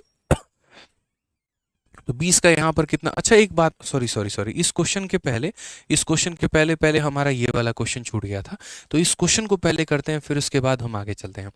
एक बच्चा कहता है आईएएस वर्सेस एमईए कौन सा बेस्ट है, बताइए ना। ऑफ कोर्स यार आईएएस बेस्ट है। एमईए में तुम कई साल काम करने के बाद तब यूपीएससी कैडर में जाते हो, तो आईएएस तो ऑफ कोर्स बेस्ट है यार, इसमें तो कोई दिक्कत की बात ही नहीं है, ठीक है। हाँ, अगर यूपीएससी के माध्यम से विदेश जाना है तो आईएफएस ज्वाइन करिए, इंडियन फॉरेन सर्विस, आप उससे जा सकते हैं। आइए चलिए, तो ए का मान हमारा इतना है, 0.4 प्लस इतना प्लस इतना प्लस इतना, और ये 8 पदों तक है। तो बताइए इसमें से कौन सा ऑप्शन आंसर होगा। और ये एसएससी सीजीएल मेंस में पूछा गया है। मैंने कहा इस सवाल को भी हम डिजिटल सम से बना सकते हैं और बहुत ही अच्छे तरीके से मेरे भाई बना सकते हैं। कैसे बना सकते हैं, तो पहली बात यहाँ पर समझो पहली बात यहाँ पर समझिएगा, यहाँ पर पहले वाले का डिजिटल सम कितना होगा। मैंने कहा दशमलव को गोली मार दो तुम यहाँ पे, तो कितना होगा 1/4। अगले वाले का भी मेरे भाई कितना होगा, तो 1/4। अगले का भी कितना होगा, तो 1/4। और ऐसे कर कर के कितनी बार 1/4 आएगा, तो यहाँ पर मेरे भाई 8 टर्म्स तक आएगा। कितनी बार आएगा, तो 8 बार आएगा। आप ऐसे कह सकते हैं, हिंदी में आप यहाँ लिख सकते हैं कि सर ये कितनी बार आएगा, तो सर ये 8 बार आएगा। ये संख्या कितनी बार रिपीट होगा, सर 8 बार होगा। मैंने कहा ठीक है कि 8 बार रिपीट होगा, तो पहले वाले का क्या वैल्यू होगा, ज़रा देखना। तो जब नीचे 4 आता है तो मेरे भाई ऊपर नीचे किससे गुना करते हैं, तो ऊपर भी 7 से गुना करते हैं और नीचे भी 7 से गुना करते हैं। तो ये हमारा एक टर्म हो गया, ये हमारा एक टर्म का मान हो गया। और ऐसे कुल मिलाकर हमारे कितने टर्म होते हैं, तो 8 टर्म होते हैं। तो इसको हम किससे गुना करेंगे, तो इंटू हम 8 से करेंगे मेरे भाई। किससे गुना करेंगे, तो इंटू 8 से हम करने वाले हैं यहाँ पे, ठीक है। अगर हम यहाँ बात करते हैं तो बोलेंगे सर ऊपर हमारा 7 हो गया और नीचे 7 इंटू 8 28, 28 का मतलब 1 हो गया सर। और यहाँ कितना हो जाएगा, तो 8 हो जाएगा। समझ गए मेरी बात को। 7 हो गया नीचे और नीचे हमारा 1 हो गया इंटू 8 हो गया। 8 सते मेरे भाई 56 हो गया। और 56 को जोड़ेंगे तो 6 5 11, 11 को जोड़ेंगे तो कितना आ जाएगा, 2 आ जाएगा। 11 को जोड़ेंगे तो कितना आ जाएगा, 2। अब ज़रा यहाँ देखते हैं कि कौन सा ऐसा ऑप्शन है जिसका डिजिटल सम 2 है। तो पहली मेरी बात यहाँ 7 2 9 7 2 9 7 2 9 7 2 9, ये तो डिजिटल सम मेरे भाई 5 है, ये तो होने से रहा। और अगर हम देखते हैं तो 2 3 4 5 6 7 8, तो मेरे भाई 7 जो है वो 8 बार है। तो 7 8 बार होता तो आंसर होता, लेकिन उसके साथ 0.5 है, तो ये बिल्कुल भी आंसर नहीं होगा। ये बिल्कुल भी आंसर नहीं होगा, क्योंकि देखो 7 8 56, 56 हो गया और 56 और 5 हमारा कितना हो जाएगा, 61 हो जाएगा। और 56 और 5 हमारा 61 हो गया, तो जोड़ने पे 7 आएगा, ये हो नहीं सकता है। अगर हम देखेंगे तो यहाँ पर 7 7 7 7, तो 7 7 7 7 7 चौके 28, 28 और 5 हमारा कितना हो जाएगा, 33। और जोड़ने पे मेरे भाई कितना आएगा, 6। ये भी नहीं हो सकता है। ये देखे तो 5 5 10 5 5 10 5 5 10 5 5 10 इतना, तो यानी 1 हो गया, ये 1 हो गया, ये 1 हो गया, ये 1 हो गया, 5 और 9, यार ये तो आ ही नहीं रहा है। ए की वैल्यू अगर हम देखते हैं तो यहाँ पर कितना हो जाएगा, पहले वाले का मेरे भाई 7 हो जाएगा, 7 और अप टू 8 टर्म्स, 7 इंटू 8 हमारा कितना हो जाएगा, 56। 2 होगा मेरे भाई, 9 हो गया, 9 हो गया, ये हमारा 5 हो जाएगा, ठीक है। ये तो कौन सा ऑप्शन होगा, एक बार देखने देना सारे ऑप्शंस मेरे भाई, कुछ ऑप्शंस में गड़बड़ी तो नहीं है, मुझे तो लग रहा है कुछ गड़बड़ है, हालांकि हम लोग देख लेते हैं। ठीक है, 7 हो गया, 1 2 3 4 5 6 7 8, 56, 56 और 5 मेरे भाई कितना हो गया, 61 हो गया। 61 को अगर हम जोड़ेंगे तो कितना हो जाएगा, 7 हो जाएगा। अगर हम यहाँ देखते हैं तो बोलेंगे सर 7 7 14, 7 21 28, 28 5 हमारा 33 हो जाएगा, जोड़ेंगे तो कितना हो जाएगा, 6 हो जाएगा। 5 10 15 20 25 30 35 40, 40 ये हमारा 9 हो जाएगा। ये तो हमारा कोई भी ऑप्शन यहाँ पर मैच ही नहीं खा रहा है, यानी हमारे ऑप्शंस में मेरे भाई क्या है, कहीं ना कहीं कोई गलती है। ये हमारे ऑप्शंस में जो है यहाँ पर कहीं ना कोई गलती है। ठीक है, बी नहीं होगा ना दोस्त, यहाँ पर बी कैसे हो सकता है आपका, बी कोई चांस ही नहीं बनता यहाँ बी होने का, क्योंकि देखिए एक टर्म की वजह से तो आपका 7 आएगा, 7 हो गया, 7 हो गया, 7 हो गया, 7 हो गया, यानी मेरे भाई सारे ऑप्शंस यहाँ पर गलत मेंशन किए गए हैं। कोई एक ऐसा ऑप्शन यहाँ पर आंसर होगा जिसका डिजिटल सम हमारा कितना आएगा, तो 2 आएगा, जिसका डिजिटल सम हमारा कितना आएगा, 2 आएगा। अब हमें यहाँ पर इसको बेसिक से करना पड़ेगा, वो हमारी एक अलग बात है कि जैसे ये ज्योमेट्रिक प्रोग्रेशन है, और ज्योमेट्रिक प्रोग्रेशन है तो इसमें जीपी का फॉर्मूला लगा के तब जाकर इस सवाल को हमें हल करना होगा। ठीक है, हाँ जी, चलिए नेक्स्ट क्वेश्चन की बात यहाँ पर करते हैं, तो अगले सवाल को देखते हैं। आप बोलिए तो इसको हम ज्योमेट्रिक प्रोग्रेशन से सॉल्व भी कर देंगे बेसिक से। ठीक है, हाँ बेसिक से कर देता हूँ। ठीक है, देखो बेसिक से मैं इस सवाल को कर देता हूँ। अगर आपको लग रहा है कि सर यहाँ डिजिटल सम जो है हमारा मतलब वर्कआउट नहीं कर रहा है, ऐसा बिल्कुल भी नहीं है, डिजिटल सम डेफिनेटली वर्कआउट करेगा। देखो डिजिटल सम से आंसर 2 आया है ना, तो एक काम करो, इसको बेसिक से ज़रा अप्लाई करके देख लो, आपको यहाँ पर जो है सारे के सारे ऑप्शंस में, चलो ऑप्शंस को रहने देते हैं, कोई बात नहीं। तो सबसे पहले अगर हम ए की ही बात करें यहाँ पर, तो ए का वैल्यू हमारा कितना हो जाएगा, 1.4 है। तो जैसे मानो इसको हम 10 ऊपर लिख सकते हैं, तो बोलेंगे सर ये हमारा 10 बटे कितना हो जाएगा, 4 हो जाएगा। अगला सवाल सर यहाँ पर ये हो जाएगा 100 बटे 4 कुल मिला के, यहाँ पे देखोगे अगला कितना हो जाएगा, 100 बटे 4। उसका अगला मेरे भाई कितना हो जाएगा, तो 1000 बटे कितना हो जाएगा, 4 हो जाएगा। और ऐसे करते करते 8 टर्म तक होंगे।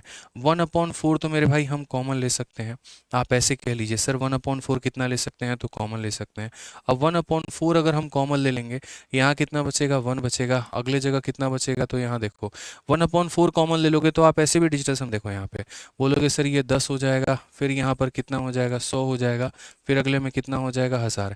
पहले वाले में 1 0, दूसरे वाले में 2 0, तीसरे वाले में 3 0, और करते करते यहाँ पर कितना, तो अगले वाले में 8 0 आएगा। ठीक है, मैं आपको बेसिक से आंसर बता दूंगा, कोई दिक्कत नहीं है। यहाँ पे 1/4 हो जाएगा, और इनटू यहाँ पर ये एक बार बेसिक से कर लेते हैं, बेसिक से कर लेते हैं, आपको पता चल जाएगा ऑप्शन। तो पहले मेरे भाई 8 0 है, 3 0 4 0 5 0 6 0 7 0 8 0। ठीक है, फिर उसके बाद 1 0 2 0 3 0 4 0 5 0। देखो एकदम मैं कह रहा हूँ ना, यहाँ पे ऐसे आपको जोड़ना है। देखो 10 में पहले वाले में 1 0 है, दूसरे वाले में 2 0, तीसरे वाले में 3 0, चौथे वाले में 4 0, तो ऐसे ही करते करते 8वें वाले में कितना होगा, 8 0। तो जो 8वां टर्म होगा यहाँ पर, तो देखो उसमें 3 0 3 6 0 8 0।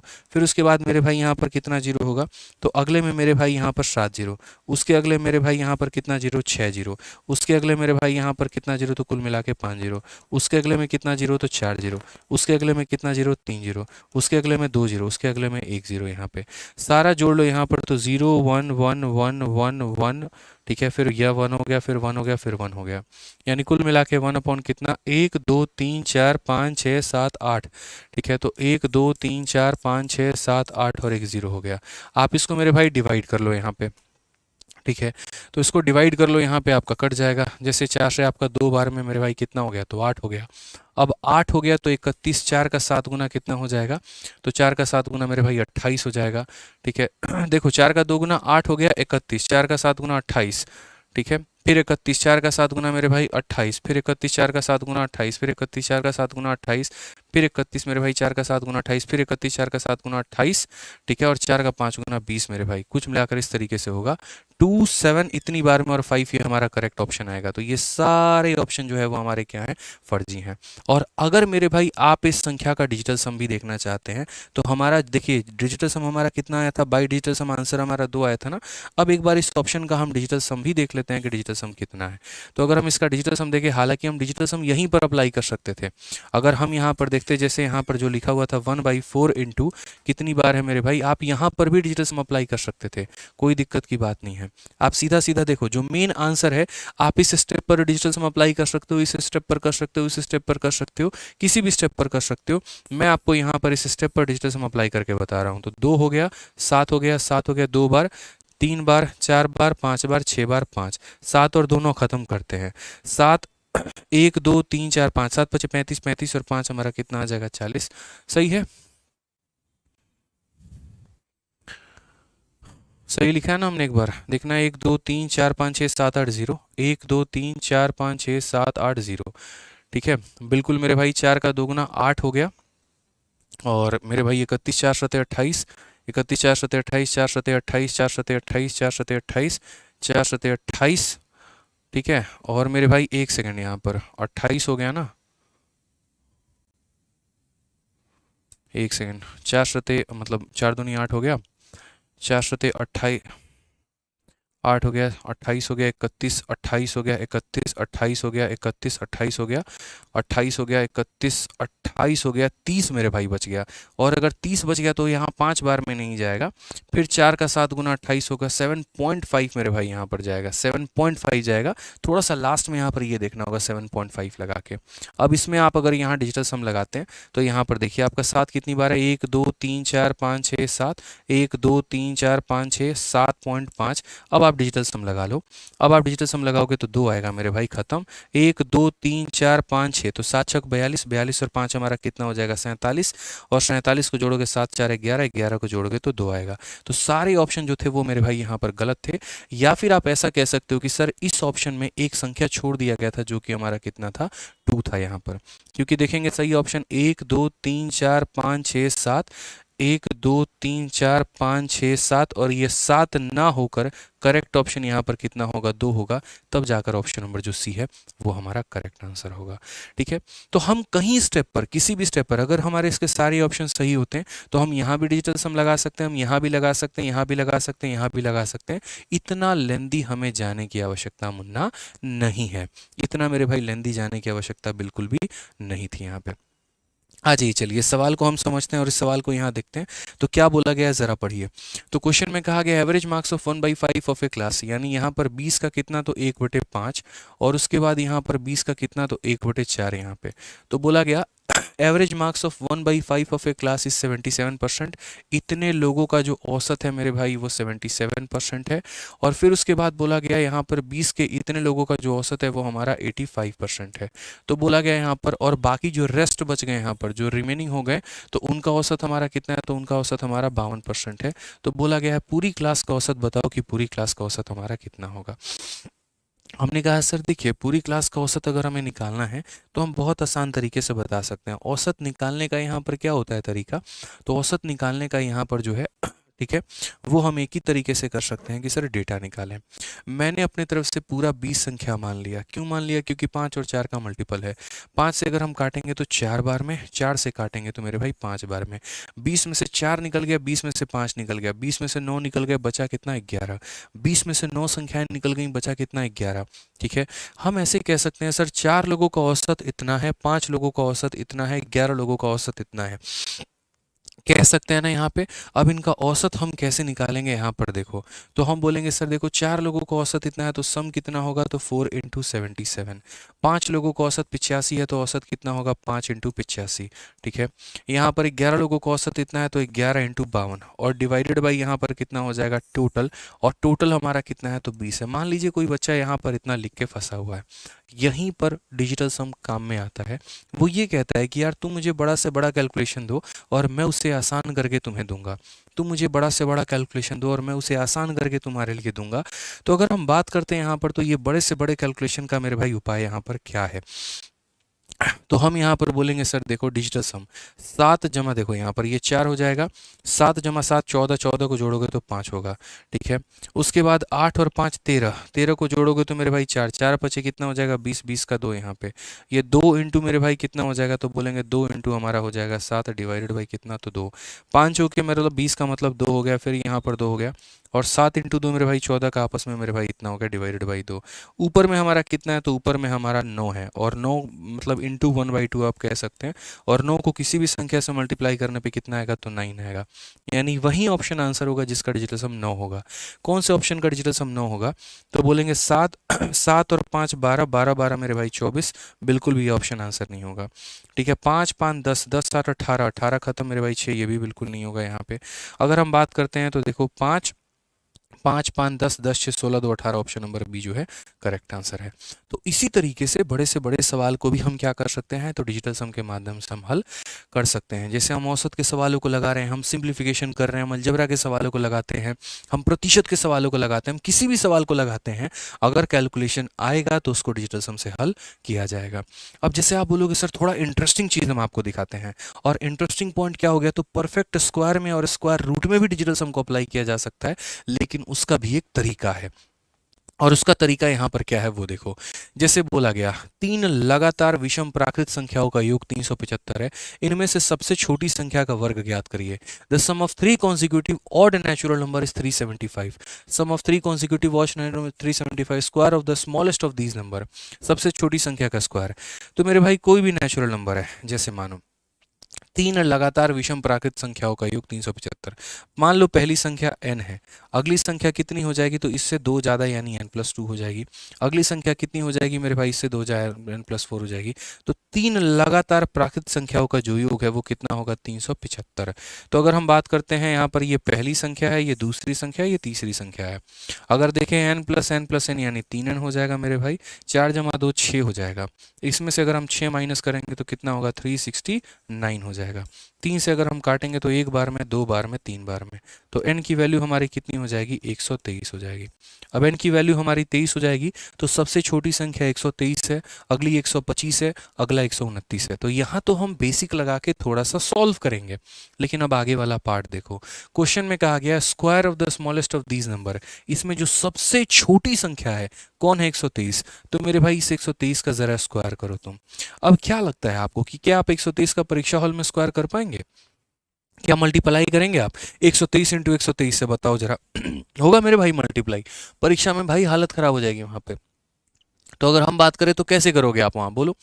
तो 123 का स्क्वायर आपको नहीं निकालना होता है, डिजिटल सम लगाना होता है। और डिजिटल सम लगाना होता है तो कैसे करोगे, 3 2 5 और एक 6, तो मेरे भाई यहाँ 6 हो जाएगा। और 6 का स्क्वायर कितना होता है, 6 का स्क्वायर 36 होता है। 36 का डिजिटल सम कितना होता है, 9।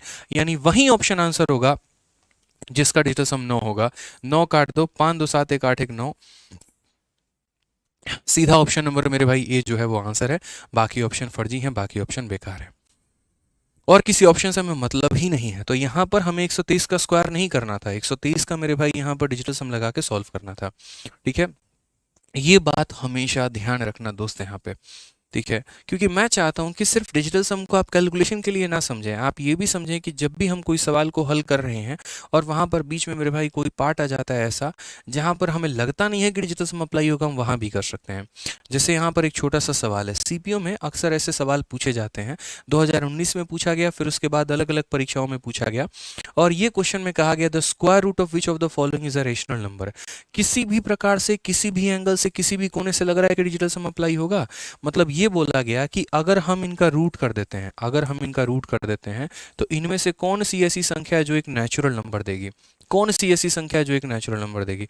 अब मुझे एक बात बताओ भाई, किसी भी एंगल से कोई बच्चा कह सकता है कि ये डिजिटल सम पर आधारित होगा? मैं बताऊंगा आपको ये डिजिटल सम पर कैसे आधारित होगा। एक काम करो दोस्त, यहाँ पे आप है ना एक से लेकर एक बार 25 तक के स्क्वायर लिखो। एक का स्क्वायर 1, दो का स्क्वायर 4, 3 का स्क्वायर 9, 4 का स्क्वायर 16, 5 का स्क्वायर 25 होता है, 6 का स्क्वायर हमारा 36 होता है, 7 का स्क्वायर 49 हो गया, 8 का स्क्वायर 64 हो गया, 9 का स्क्वायर 81 हो गया, 10 का स्क्वायर 100 हो गया। आपको जो जो पढ़ाते जाएंगे ना भाई, सीखते चलना। बहुत मजेदार चीज बता रहा हूँ, ऐसा जो जीवन में भी आपका ध्यान नहीं गया होगा इस पॉइंट पे, यकीन मानना मेरा। ठीक है, 11 का स्क्वायर 121 होगा, आपका कभी नॉलेज ही नहीं गया होगा मेरे भाई, आप सोचे भी नहीं होगे यहाँ पर कि अरे यार ऐसा भी हो सकता है। इस लेवल की बात हम आपको बताने जाने वाले हैं। ठीक है, समझिएगा मेरी बात को लेकर। ये 16 हो गया, 17 हो गया, 18 का स्क्वायर अगर हम बात करें तो यहाँ पर हो जाएगा 19 का स्क्वायर हमारा 361 हो गया, और 20 का स्क्वायर हमारा 400 हो जाएगा। ठीक है, 11 12 13 14 15 16 17 18 19 20। ठीक है, 21 की अगर बात करें 441। ठीक है, 22 का अगर हम बात करें तो 484 हो जाएगा, 23 का अगर हम बात करें तो 529 हो गया, 24 का बात करें तो 576, 25 का बात करें तो 625। हमने सारे स्क्वायर लिख दिए। अब इसमें दो बातें हम आपको नोट कराएंगे। पॉइंट नंबर 1, दुनिया का कोई भी परफेक्ट स्क्वायर कर लो, उसके इक्याई के स्थान पे कभी भी 2378 नहीं आता है। इसमें कभी भी यूनिट डिजिट देखना, 2378 आपको नहीं मिलेगा। देख लो मेरे भाई, 2378 खोजना जरा, मिलेगा?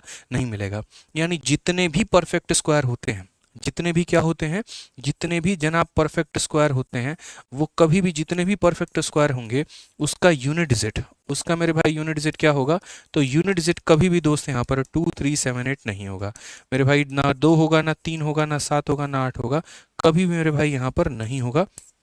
इस बात को ध्यान देना, कभी हो ही नहीं सकता है। यानी अगर कोई नेचुरल नंबर है तो उसके क्या के स्थान पे कभी नहीं आएगा। मैं बोलूंगा यार ये देखो 2 3, ठीक है मैंने आपको कहा कि 5 6 1 2 मानो, और मैंने कहा बताओ ये किसका स्क्वायर है। आप बोलोगे सर नेचुरल नंबर का नहीं है, कोई डेसिमल वेसिमल का हो तो वो नहीं पता, क्यों, क्योंकि यूनिट डिजिट पर हमारा 2 है। समझ में आ गया बात यहाँ पे, तो ये ध्यान देना है, ठीक है। दूसरी बात, आप यहाँ सबका डिजिटल सम निकालो, तो इसका डिजिटल सम कितना होगा 1, यहाँ पर कितना होगा 4, यहाँ कितना होगा 9, यहाँ कितना होगा 7, यहाँ कितना 7, ये कितना 9, ये 9 खत्म 4, 6 4 10 1, 8 1 9, यहाँ पर कितना 1, ठीक है। 2 1 3 और 1 4, 4 4 8 और 1 9, 6 और 1 7, 6 और 1 7, 5 4 9, ठीक है। 6 2 8 5 13 मेरे भाई कितना 4, 9 खत्म 1, 4 3 7 2 9, 6 3 9 1, ये हमारा 4, ठीक है। उसके बाद यहाँ पर ये 9, 8 4 12, 4 4 8 16 7 मेरे भाई 7 हो गया, और यहाँ पर ठीक है 7 5 12 6 18 9 हो गया, और यहाँ 6 2 8 और 5 मेरे भाई 13 4 हो गया। आप कोई भी दुनिया का संख्या का स्क्वायर निकाल लीजिए, कोई भी संख्या का स्क्वायर निकाल लीजिए, उसका जो डिजिटल सम आता है 1479, बस 1479 1479 1479 1479, यानी दुनिया का कोई भी परफेक्ट स्क्वायर है मेरे भाई, उसका डीएस हमेशा 1479 ही होता है, ये बात तय है।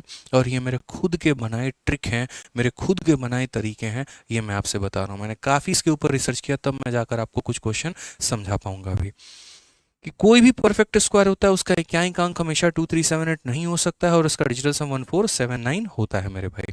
तो यही बातें मैंने फॉर्मूला बुक के अंदर में बहुत तरीके से, यार मैं फॉर्मूला बुक को कैसे लिखता था आप लोग को बताऊं, मैं बैठा रहूंगा यहाँ पे और बैठे रहूंगा, मैं टाइपिस्ट को बोलता रहूंगा, एक एक बातें वो टाइप करता रहेगा। मैं चाहता था कि इस दिमाग के अंदर में जितना भी नॉलेज है ना, ये पूरा का पूरा मैं इस किताब के अंदर में ट्रांसफर कर दूं, पूरा मेरे भाई इस किताब के अंदर में ट्रांसफर कर दूं, ठीक है। कि जितनी बातें हो गई बच्चे सीखे, बच्चे समझे, बच्चे जाने उसको यहाँ पर, और इसी वजह से इस फॉर्मूला के अंदर में सारा पॉइंट एक एक लिख रखा है, और इसी वजह से मैं सीरीज करा भी रहा हूँ आप लोगों को, ताकि आप लोग यहाँ पर सीखो पूरा प्रॉपर तरीके से डिजिटल सम का प्रयोग हम कहाँ कर सकते हैं, किस प्रकार के सवालों में कर सकते हैं, कैसे मेरे भाई हो सकता है, स्क्वायर स्क्वायर रूट में कैसे हो सकता है, क्यूब क्यूब रूट में कैसे हो सकता है, हर कुछ मैंने डिटेल में मैं बता रखा है, और सैम्पल पीडीएफ आप लोगों को मेरे भाई दिया ही है, तो डाउनलोड कर लेना। तो अब जैसे ये वाला क्वेश्चन है, अब इस वाले क्वेश्चन को हम बना सकते हैं, बताओ आप प्रैक्टिकली सोचो ना, आपके पास सेकंड मेथड है, कैलकुलेटर के अलावा इस सवाल को तुम बना के दिखा दो, मैं मान जाऊंगा। एग्जामिनेशन हॉल के अंदर में नहीं बना सकते, सोच भी नहीं पाओगे यहाँ पे, और जितने देर में बनाओगे ना उतना देर में तो अगला आधा जीएस निपटा के खत्म किया होगा। तो कैसे लगाओगे, यही तरीका है। Square root of which of the following is a rational number. तो पहली बात यहाँ पर जिस संख्या का इक्याई का स्थान 2 है, 3 है, 7 है, 8 है, उसको काट दो। तो यहाँ पर इसका इक्याई का स्थान 8 है, इसको काट दो, इसको लेना ही मत। बाकी संख्याओं का डिजिटल सम देखो, तो 9 खत्म, 5 और 4 9 खत्म, 6 2 8, इसका डिजिटल सम 8 आया मेरे भाई। 5 4 9 खत्म, 9 खत्म, 2 और 1 आ जाएगा हमारा 3, 5 4 9 खत्म, 4 3 7 2 9 खत्म, इसका डिजिटल सम आएगा 1। मैंने क्या कहा था, मैंने कहा था जो भी संख्या परफेक्ट स्क्वायर होती है उसका डिजिटल सम 1 4 7 9 होता है, उसका डिजिटल सम 1 4 7 9 होता है, ठीक है मेरे भाई। क्या ये 1 4 7 9 है? नहीं। क्या ये 1 4 7 9 है? नहीं। ना ये आंसर होगा, ना ये आंसर होगा मेरे भाई। ऑप्शन नंबर डी फॉर देवसन आंसर होगा। बस सोचो, विद इन सेकेंड्स, 1 मिनट के अंदर में इस सवाल के धज्जे उड़ा के आपने रख दी यहाँ पे, लेकिन पेपर के अंदर आप सॉल्व करके देखना, किसी को गेस तक भी नहीं हो पाएगा किस में डिजिटल सम लगा सकते हैं। ये मेरे तरीके हैं भाई पढ़ाने के, ठीक है कि कैसे भी किसी भी सवाल को सेम तरीके से। एक और क्वेश्चन जल्दी से फटाफट, ये आप लोगों के लिए आंसर है, आप लोग इसका आंसर बताओ। सेम तरीके से सीपीओ को एक और शिफ्ट में पूछा गया कि इनमें से किस संख्या का रूट करने में एक परफेक्ट स्क्वायर आ जाएगा। तो पहली बात, दुनिया का कोई भी संख्या है मेरे भाई जो अपने आप में एक परफेक्ट स्क्वायर है, उसका यूनिट डिजिट कभी भी 2 हो गया, 3 हो गया, 7 हो गया, 8 हो गया नहीं हो सकता है। यहाँ पर यूनिट डिजिट 8 है, ये नहीं होगा, ये 8 है, नहीं होगा। अब उसके बाद सभी का डिजिटल सम निकालते हैं। 6 3 9 खत्म, 9 खत्म, यहाँ पे 6 2 8 और एक मेरे भाई 9, तो इसका डिजिटल सम 9 हो जाएगा। सात दो नौ खत्म, पाँच चार नौ खत्म, आठ छः 14 का मतलब 5 हो जाएगा। ठीक है, पाँच चार नौ खत्म, छः दो 8 हो जाएगा। मैंने क्या कहा था, कोई भी संख्या का डिजिटल सम कितना होता है, 1479। 1479, क्या ये 1479 है, नहीं। क्या ये 1479 है, नहीं। मेरे भाई यहाँ पर ये option number is the correct answer. यानी दुनिया का जो भी संख्या एक अपने आप में परफेक्ट स्क्वायर होता है उसका डिजिटल सम 1479 होता है। विद इन सेकेंड स्केल खत्म। समझ में आ गया बात यहाँ पे? क्लियर है ये बात दोस्तों? बताइए जल्दी से। ठीक है, आ जाओ, चलो नेक्स्ट क्वेश्चन की बात करते हैं। क्यूब और क्यूब रूट में क्या ऐसे कोई तरीके हैं क्यूब और क्यूब रूट पहचानने के डिजिटल सम के माध्यम से? हम वो भी सीखेंगे। सब कुछ फॉर्मूला बुक में दिया गया है। फॉर्मूला बुक अपने आप में मेरे भाई एक इतिहास है, ब्रह्मास्त्र है। मैं कहता हूं कि जब सारे अस्त्र फेल हो जाते हैं ना, तो मेरे भाई ब्रह्मास्त्र चलता है, और वो जब चलता है तो उसके ऊपर कुछ है भी नहीं दुनिया में। ठीक है, ब्रह्मा जी के अस्त्र के ऊपर किसी का अस्त्र ही नहीं बना, और जो वो चल जाएगा तो मेरे भाई सामने वाला तो खत्म ही हो जाएगा। तो ब्रह्मास्त्र ऐसे ही नाम उसको नहीं दिया है हमने। अब मेरे भाई ये क्वेश्चन पूछा गया था, क्यूब रूट ऑफ इतना, यदि इस संख्या का हम यहाँ पर क्यूब रूट करें तो क्या होगा? मैंने कहा कल के दिन यार क्यूब रूट आ जाए, कल के दिन पावर 4 आ जाए, पावर 5 आ जाए। क्या हम हर किसी का फॉर्मूला याद करते फिरेंगे? क्या हम हर किसी के नियम को याद करते फिरेंगे? बिल्कुल भी नहीं मेरे भाई यहाँ पे। ठीक है, समझ में आ गया बात यहाँ पे? बिल्कुल भी नहीं, इस बात को समझो यहाँ पे। तो हम किस तरीके से करेंगे? तो मेरे भाई ऑप्शन, जैसे एग्जाम्पल की तरह ऐसे समझो, अगर मैं 8 का यहाँ पर क्या करता हूँ, 8 का क्यूब रूट करता हूँ तो मुझे क्या मिलता है? तो मुझे यहाँ पर 2 मिलता है। मैं उल्टा ऐसे भी तो कह सकता हूँ कि मुझे यहाँ पर 2 का क्यूब करने पर क्या मिलता है? तो 8 मिलता है। यानी अगर हम एक काम करते हैं तो हम ये बोलते हैं कि भाई देखो इसका क्यूब रूट, ठीक है, इसका क्यूब रूट करने पे कौन ऑप्शन आएगा? तो हम उल्टा ऐसे कर लेते हैं, कौन से ऑप्शन का यहाँ क्यूब करने पे, कौन से ऑप्शन का यहाँ पर क्यूब करने पे दोस्त, किस ऑप्शन का यहाँ पर क्यूब करने पे जो है ये हमें मिलेगा, जरा ये बता दो। अब मान लो एक पल के लिए किसी बच्चे को नहीं पता कि यार ये है ना 3375 किस संख्या का क्यूब है, नहीं पता यार, मैं वो प्राणी हूँ मुझे पता ही नहीं। हम कैसे निकालेंगे? हम डिजिटल सम से निकालेंगे। हम यहाँ पर ये बोलेंगे तुम्हारा डिजिटल सम कितना है जरा देखो, तो बोलोगे सर देखो 7 और 3 10, 10 5 15, 15 3 18, 18 का मतलब सर कितना होता है? तो 18 का मतलब सर 9 होता है। यानी डिजिटल सम कितना आएगा? 9 आएगा। एक बार सारे ऑप्शंस का डिजिटल सम निकाल लेते हैं। तो यहाँ पर बोलेंगे 5 और 3 8। ठीक है, 8 का मेरे भाई क्यूब कितना होता है? तो 8 का क्यूब हमारा 512 होता है, और 512 को अगर हम जोड़ेंगे तो कितना आएगा? 8 आएगा सर। इसका डिजिटल सम कितना आएगा? तो 8 आएगा सर। ठीक है, यहाँ पर 5 और 5 10, 10 का मतलब 1, और 1 का क्यूब कितना होगा? तो 1 ही होगा सर यहाँ पे। नेक्स्ट अगर हम बात करते हैं यहाँ पर इस ऑप्शन में, तो 5 और 2 7, 7 का क्यूब करते हैं तो 343 आता है। 343 का मतलब 4 3 7 3 10, यानी 1 हो जाएगा। और अगर हम यहाँ पर इसका करेंगे तो ये मेरे भाई 6 का क्यूब, और 6 का क्यूब कितना होगा? 216, और 216 को जोड़ोगे तो कितना आएगा? 9 आएगा। यानी कौन सा ऑप्शन है? तो option number D for Devsena है, करेक्ट आंसर है। ठीक है, तो मैंने बस एक छोटा सा एग्जांपल 3375 लिया है। कल के दिन 8 अंकों की संख्या, 9 अंकों की संख्या, 10 अंकों की संख्या मेरे भाई दे दी जाएगी, और आपको जस्टिफाई करना होगा। जैसे एक छोटा सा एग्जांपल हम आपको देते हैं, अभी अपने कैलकुलेटर से देते हैं, और यहाँ पर देखते हैं कितने बच्चे इसका सही उत्तर बता पा रहे हैं। मैं अपने तरफ से कोई भी संख्या देता हूँ ताकि आपको क्लियर हो जाए।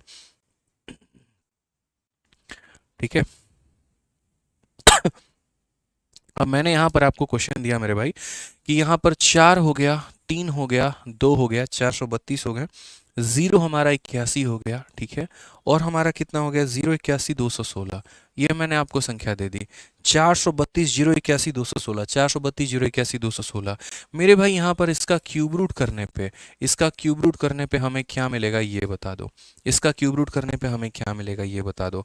या सिंपल सी बात अगर हम यहाँ बोले तो बोलेंगे यहाँ पर क्यूब रूट ऑफ, यहाँ पर सीधा क्यूब रूट, ठीक है, ऑफ यहाँ पर ये जो संख्या है वो किसके बराबर होगी? और मैं यहाँ पर ऑप्शन आपको जो दे रहा हूँ वो मेरे भाई, पहला ऑप्शन आपका 746 है, दूसरा ऑप्शन 756 है, तीसरा ऑप्शन 716 है, चौथा ऑप्शन 726 है। बता दो मेरे भाई यहाँ पर कौन सा ऑप्शन जो है वो करेक्ट है, कौन सा मेरे भाई संख्या सही है, बता दीजिए। इनमें से किसका क्यूब करने पे हमें ये मिलेगा? फटाफट बताओ। क्या बोलोगे? बोलोगे सर इतना आसान सवाल, इतना हल्का सवाल? बढ़िया है सर, कोई दिक्कत नहीं है। एक बार जो हमें प्राप्त हुआ है उसका डिजिटल सम ज़रा निकालते हैं। तो इसका डिजिटल सम निकालने के लिए 4 3 2 0 8 1 और 2 1 6। पहली बात 4 3 7 2 9, 8 और 1 9, 6 2 8 और 1 9, यानी कितना आ जाएगा, 9 आ जाएगा। यानी ये क्यूब का डिजिटल सम कितना है, तो 9 है। इस क्यूब का डिजिटल सम कितना है, 9 है। अब ज़रा देखते हैं यहाँ पर किस संख्या का मेरे भाई क्यूब करने पे। इसका क्यूब का डिजिटल सम कितना है, इसका क्यूब का डिजिटल सम कितना है, इसका मेरे भाई कितना है, और इसका यहाँ पर कितना है। तो अगर हम देखेंगे तो बोलेंगे 6 4 10 7 17, 17 का मतलब 8, और 8 का क्यूब कितना होता है, 512। 512 को अगर मैं जोड़ूंगा तो कितना आएगा, 8 आएगा। ठीक है, 7 5 12, 12 6 18। 18 का मतलब कितना हो गया, तो 9 हो गया।